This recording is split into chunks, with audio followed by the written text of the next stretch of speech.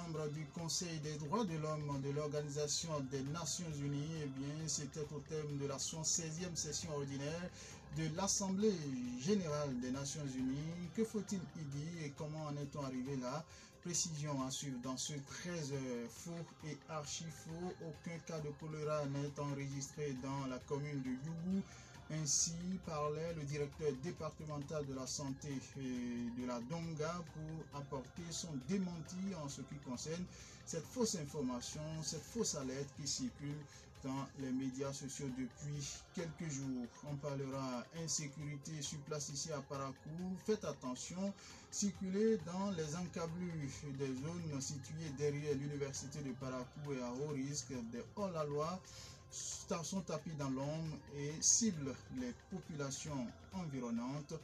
Disposition à prendre. Nous avons fait le constat sur le terrain, les précisions de quelques victimes et notamment des élus locaux à suivre dans ce 13 heures. À ces principaux titres viendront s'ajouter d'autres informations d'ici et d'ailleurs. Vous aurez, si tout va bien, le point de l'actualité sportive de la mi-journée, le tour d'horizon de l'actualité sur le continent et puis en pied d'édition comme tous les jours, la revue de presse nationale. Voilà pour le sommaire. Bienvenue à chacun et à tous.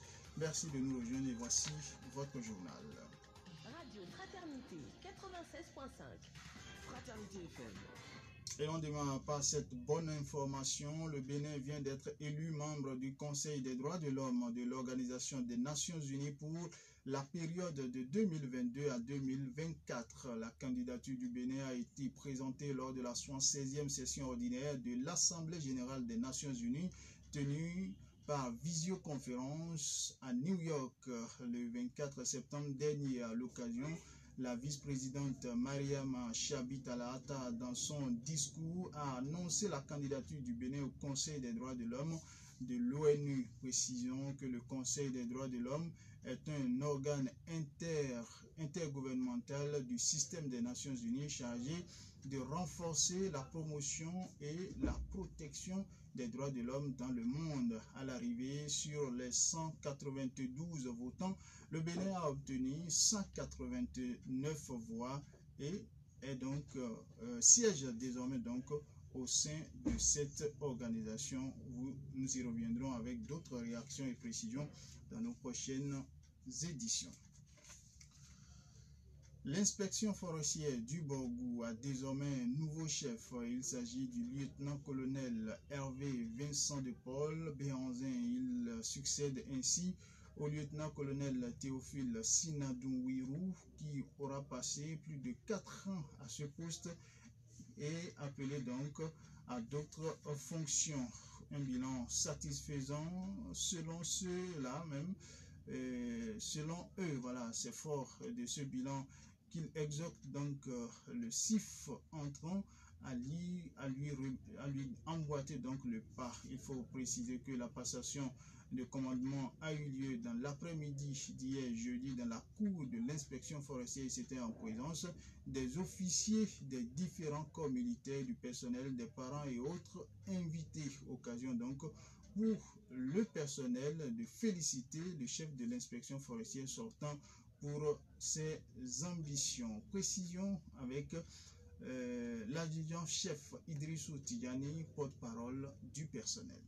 Plus qu'un chef d'inspection, vous avez été un père de famille, du bien-être de ses enfants. Vous avez imprimé votre rigueur de travail à tout le personnel forestier du département, toujours à la recherche de l'excellence et de l'abnégation. À travers votre leadership, la ville de Parakou ainsi que les autres communes du département ont bénéficié des actions de reboisement lors des différentes journées statutaires. Les plantations à l'intérieur de ces forêts ne sont pas du reste. Ainsi, plusieurs centaines d'hectares de ces forêts ont été enrichis durant votre séjour à la tête du département.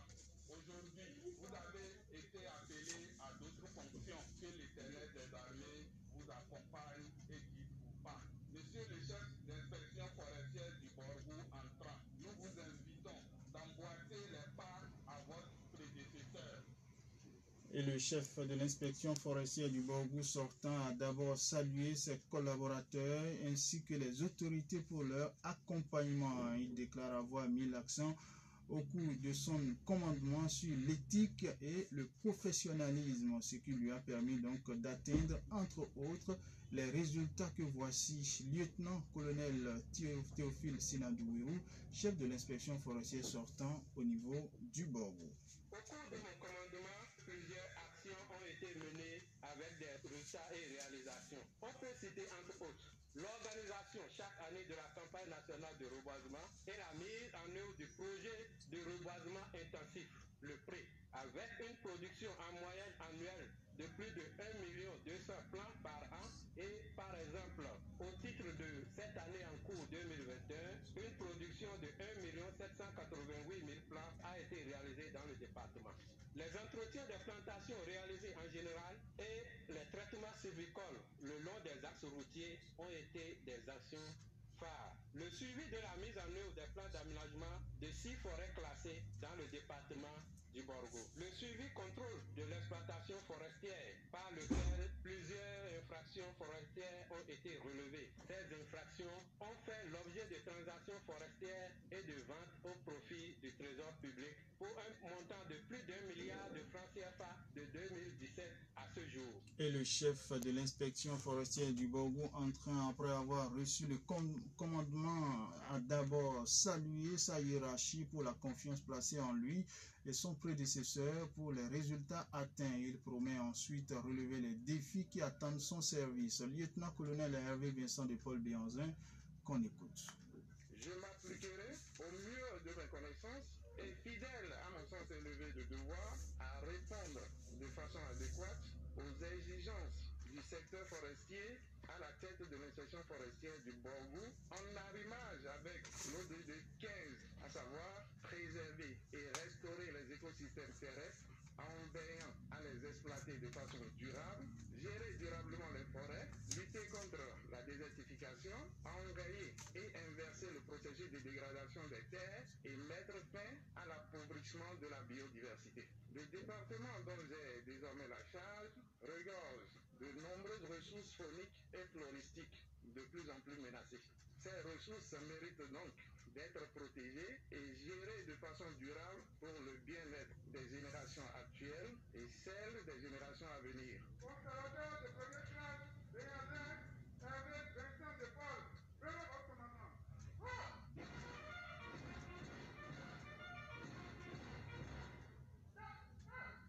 Voilà, c'était là quelques temps forts de cette passation de service qui a eu lieu hier. Retenez aussi que les membres du conseil départemental de concertation et de coordination du Borgo ont tenu hier jeudi leur deuxième session ordinaire au titre de l'année 2021. C'est la salle de conférence de la préfecture qui a servi donc de cadre à cette rencontre sous l'égide du préfet du département Djibril Maman-Cissé. La séance a connu la présence des maires du Borgo et leurs adjoints, certains directeurs départementaux et le président de l'association des parents d'élèves du Borgo. Au total, 6 différentes communications sont inscrite à l'ordre du jour et à l'ouverture des travaux. Le préfet du Borgo a remercié donc les membres du conseil pour leur présence tout en dévoilant donc l'importance des thématiques à aborder au cours de cette séance. Retour sur les mots d'ouverture du préfet du département du Borgo, Djibril Maman-Cissé.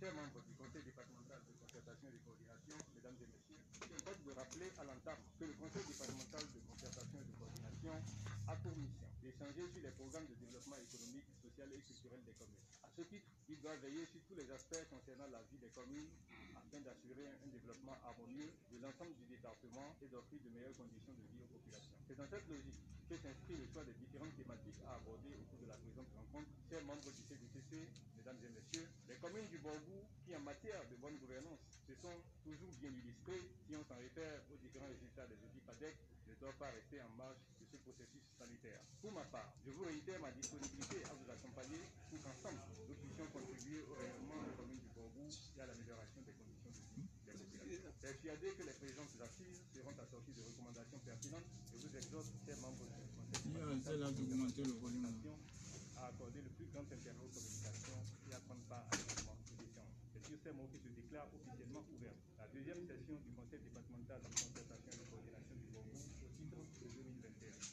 Et au nom des maires du département du Borgou, le président de l'Association pour le développement des communes du Borgou, ADECOB, a salué l'engagement du préfet Djibril Maman Sissé dans la gestion des communes sous sa tutelle. Il revient ici sur la pertinence des thématiques abordées. On écoute Garba Yaya, maire de la commune de Bembereke et président de l'ADECOB.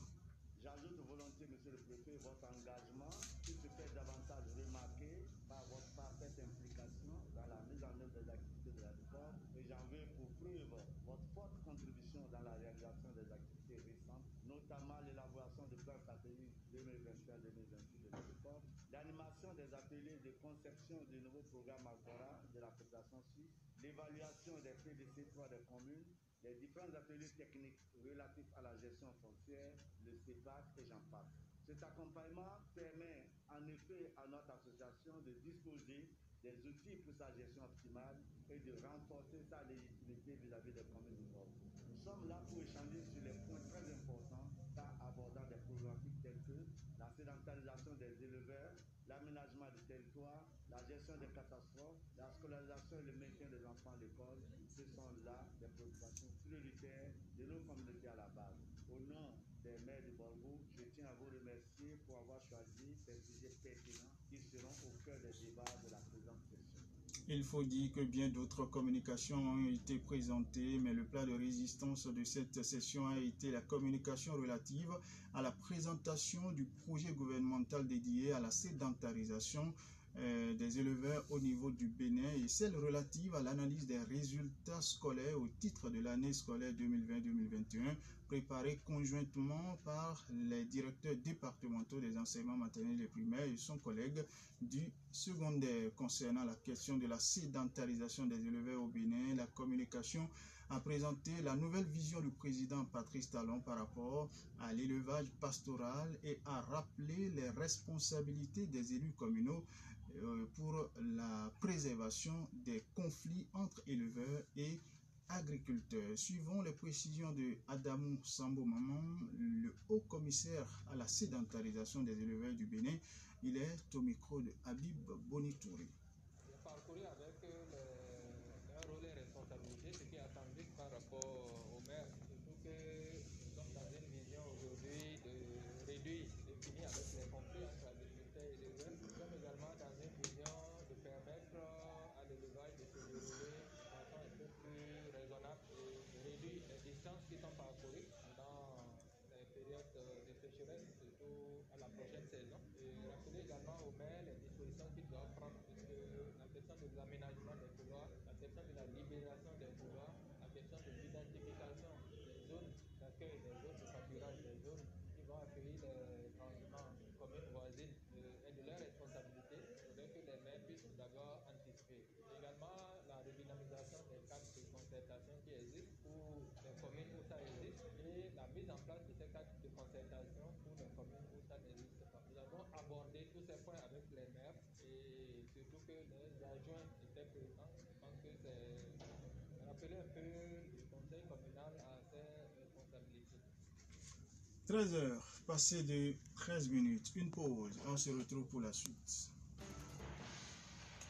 Et j'en viens maintenant à ce démenti. Tenez, il n'y a pas de présence de choléra dans la ville de Djougou. C'est en substance les propos du directeur départemental de la santé du département de la Donga. Ceci suite aux rumeurs faisant état de la présence donc du choléra dans cette localité. Mais le directeur départemental de la santé confirme que deux cas de décès dus au vomissement et à la diarrhée ont été enregistrés. Mais après les investigations dans les hôpitaux et cliniques de la place, aucune présence de germes de choléra n'a été notée. Les précisions du DDS Dongar que je vous invite à suivre.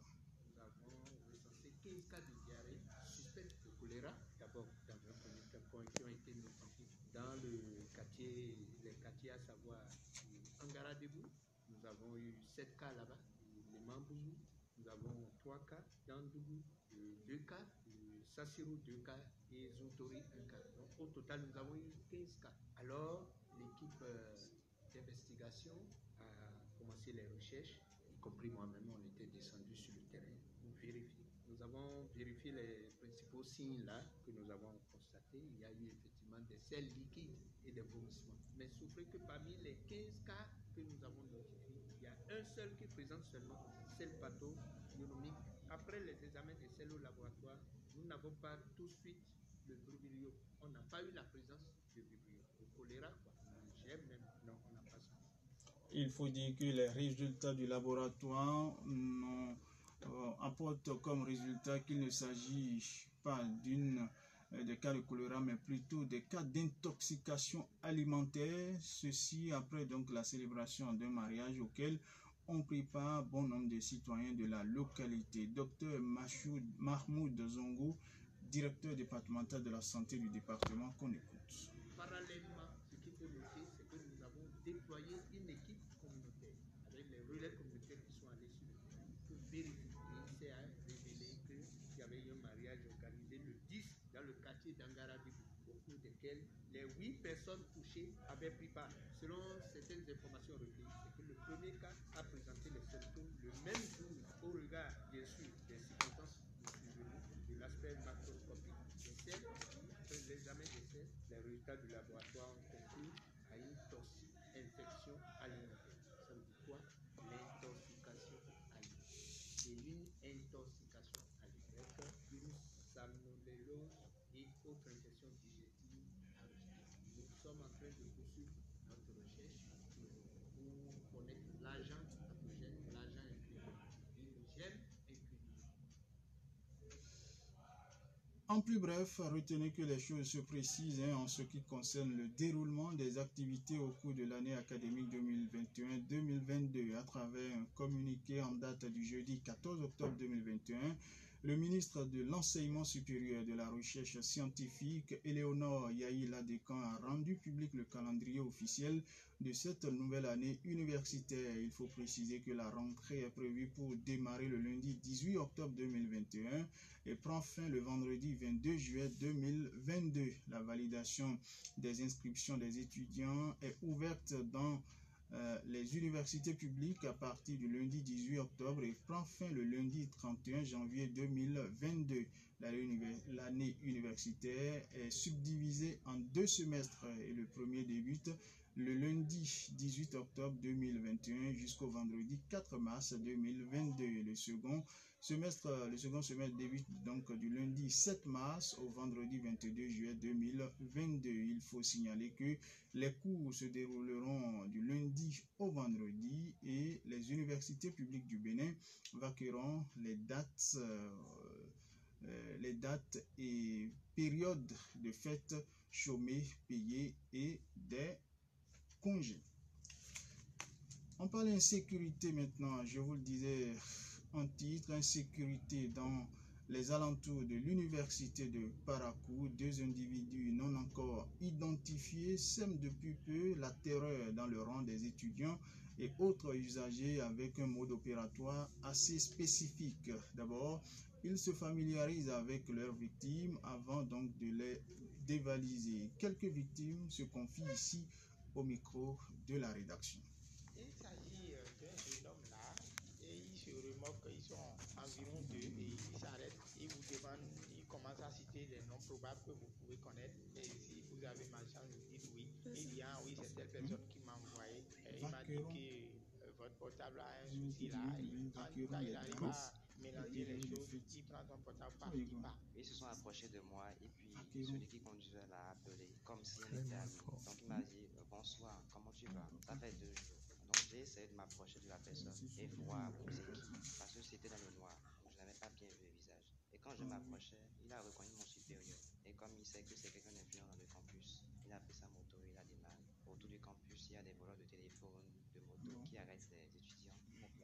J'ai trouvé moi que il n'a pas dit grand-chose et ils sont revenus. Ils ont essayé de sympathiser. Arrivé devant un portail midi de l'après-midi, il entre, il a fait près de 2 minutes, il reçoit bien qu'il entrait ce qu'il avait remis le portail. Le frère n'est pas là. Il me fait comprendre qu'il doit l'appeler. Je lui ai remis sans poser de questions et il est parti. C'est comme si je rêvais parce que comme un rêve au fait. Il faut dire que le campus universitaire du Parakou fait face à des problèmes d'insécurité depuis des années et les hommes sans foi ni loi opèrent régulièrement à l'intérieur et dans les alentours de la deuxième université du Bénin. Nous y reviendrons dans nos prochaines éditions. On fait place maintenant au mini-magazine de ce 13h. Elle occupe une place non négligeable sur la liste des vieux métiers au monde. L'activité de conducteur de taxi-moto, communément appelé Zémilian, se pratique dans toutes les localités du Bénin. C'est un métier inventé par les Béninois et qui rencontre certaines difficultés aujourd'hui sur le terrain. Notre rédaction a relancer ou réaliser, j'allais dire, un reportage sur cette activité au niveau de Parakou. Suivez ce que nous propose Ulrich Abalo. Connu comme le moyen de déplacement le plus usé au Bénin, le Zémilian est présent dans toutes les localités. À Parakou, troisième village particulier du Bénin, l'histoire des taxi-motos remonte aux années 90. Ici, l'avènement de ce moyen de transport local des personnes et de leurs biens est entré véritablement dans les habitudes et s'est formalisé vers 1988 avec l'idée d'identifier les acteurs de ce secteur par un maillot uniforme. À Parakou, je dirais que ça a démarré comme à Porto-Nouveau et autres depuis les années 82, 83, ça prenait corps petit à petit. Mais il faut reconnaître que c'est vers 88 que Parakou a eu l'idée de mettre en place, en droit de formaliser en disant aux hommes de coudre des blouses et d'être numérotés pour pouvoir être identifiés. Et ici, cela a démarré. Et quand ça a commencé, au fur et à mesure, les autres villes aussi ont vu que c'était une bonne initiative et ils ont copié. À ce jour, beaucoup de choses ont changé dans le secteur des conducteurs de taxi-moto à Parakou. Il s'agit par exemple des associations de Zémilian, passées de 1 à 13, en raison de l'effectif sans cesse croissant des conducteurs. L'on note également le changement de maillot, occasionné par la plus grande réforme initiée par la mairie de Parakou dans ce secteur.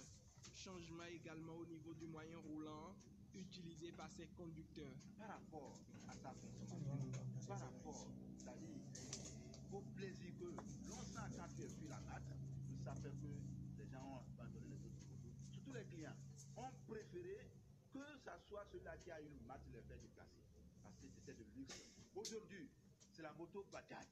Chaque chose a son temps. S'il est vrai que le secteur ne permet pas véritablement aujourd'hui au conducteur de nourrir son homme, il n'en demeure pas moins qu'il a permis à plusieurs acteurs de joindre les deux bouts. Moi, personnellement, j'ai commencé en 1993, au temps du président Soglo.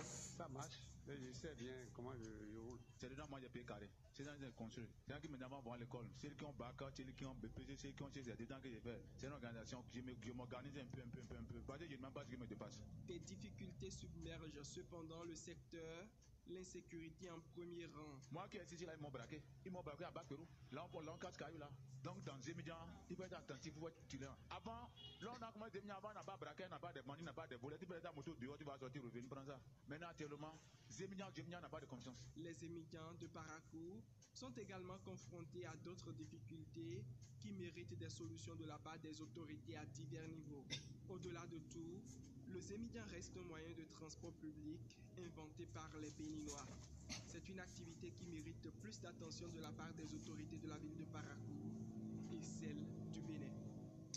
Et voilà, merci à Ulrich Abalo pour ce reportage. 13h passées de 22 minutes. Ensemble, on fait maintenant le tour d'horizon de l'actualité sur le continent.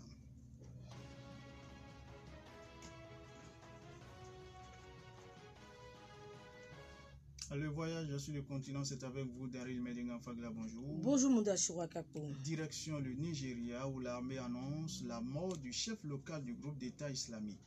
Exactement, un haut responsable de l'armée nigériane a confirmé ce jeudi 14 octobre la mort d'Abou Mouchad El Barnaoui, le chef de l'ISWAP, l'État islamique en Afrique de l'Ouest.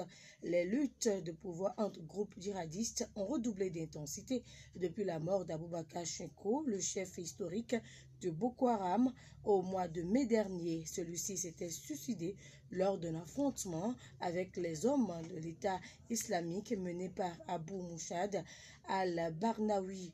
Depuis la disparition de leur chef historique, les insurgés de Boko Haram auraient depuis quitté leur bastion de la Sambisa et se sont déplacés vers le lac Tchad. Et de l'autre côté du Soudan, les dissensions s'accentuent au sein des forces de la transition. De nouveaux crampements au niveau de la transition au Soudan. Alors que les tensions entre civils et militaires sont déjà à leur comble, les dissensions s'accentuent au sein du FCC, les forces de la liberté et du changement, l'alliance qui a été le fer de lance des manifestants qui ont abouti à la chute d'Omar el-Béchir et de factions rebelles qui avaient rejoint la transition à la faveur de l'accord de Djouba il y a un an, ont décidé de former une alliance dissidente et plaident pour un remaniement des autorités de transition. Et voilà, merci à vous Daryl Médégan-Vagla. C'était donc le tour d'horizon de l'actualité sur le continent. Le Flash Info à retrouver tout à l'heure à 16h. Mais avant, voici pour vous, mesdames, messieurs, mes auditeurs, le journal des journaux, la revue de presse nationale, préparée et présentée ici par René Soglo. La revue de presse. Bonjour à tous et bienvenue dans cette revue de presse. Le Bénin est élu membre du Conseil des droits de l'homme de l'Organisation des Nations Unies, ONU. L'information fait le tour de plusieurs parutions. Soleil Bénin Info, La Cloche, La Presse du Jour, L'Indépendant et Bénin Intelligent nous informent que le Bénin est membre de ce conseil pour la période de 2022-2024. Sur 192 votants, nous renseigne le Canard, la candidature du Bénin a obtenu un score de 189 voix pour une abstention. Martin Libre rappelle que la candidature du Bénin a été annoncée lors de la 116e session ordinaire de l'Assemblée générale des Nations Unies le 24 septembre dernier par Maria Tchabou Talata, la vice-présidente de la République. Les journaux détaillent ensuite que le Conseil des droits de l'homme est un organe intergouvernemental du système des Nations Unies composé de 47 États qui ont la responsabilité de renforcer la promotion et la protection des droits de l'homme autour du globe. Les efforts de l'administration Talon sont enfin reconnus. Analyse de challenge, c'est un franc succès pour le Bénin, qualifie la nation, mais qui a dit que le Bénin n'est pas un état de droit, va se demander la cloche, qui estime que la personne a tort. Dans la suite, les journaux publient que Saliman Karimou invite les enseignants à revoir leur habillement. De quoi s'agit-il? Les journaux rapportent que c'est en septembre 2019 que le ministre des enseignements maternels et primaires a sorti une note circulaire pour imposer un style vestimentaire aux instituteurs et aux institutrices en particulier. Plus de collants, des chaussures aux talons, des jupes ou robes sexy et autres tenues extravagantes aux heures de cours. Mais 2 ans après, la mauvaise habitude semble être de retour et cela fait réagir le ministre qui invite les instituteurs et institutrices à adopter un style vestimentaire décent. Plus loin, le potentiel révèle que le rêve initial qui fonde la réforme du système partisan au Bénin est en passe de se féconder la réalité. Après plusieurs mois d'obstination, conservation d'attachement et de refus de céder leur bébé et d'aller vers un ou deux pôles politiques à ancrage national, les acteurs de la mouvance semblent prendre la mesure de la situation avec enfin 2 grands blocs autour de Talon. Le quotidien dévoile que dans ce sillage de 5 formations politiques, la mouvance présidentielle devrait désormais compter 2 grands blocs. Moël Bénet Beriadi va se fondre dans l'UP, le PRD de Roubedi et l'UDBN de Prudencio avec l'EBR. Le Canard ajoute que le ministre Jean-Michel Abimbola, qui avait démissionné du Parti Bloc républicain le 30 avril 2021, s'apprête également à effectuer son comeback. Plusieurs parutions annoncent que le Parlement béninois a adopté ce jeudi 14 octobre 2021 la loi portant protection du patrimoine culturel en République du Bénin, après exposé du ministre du Tourisme, de la Culture et des Arts.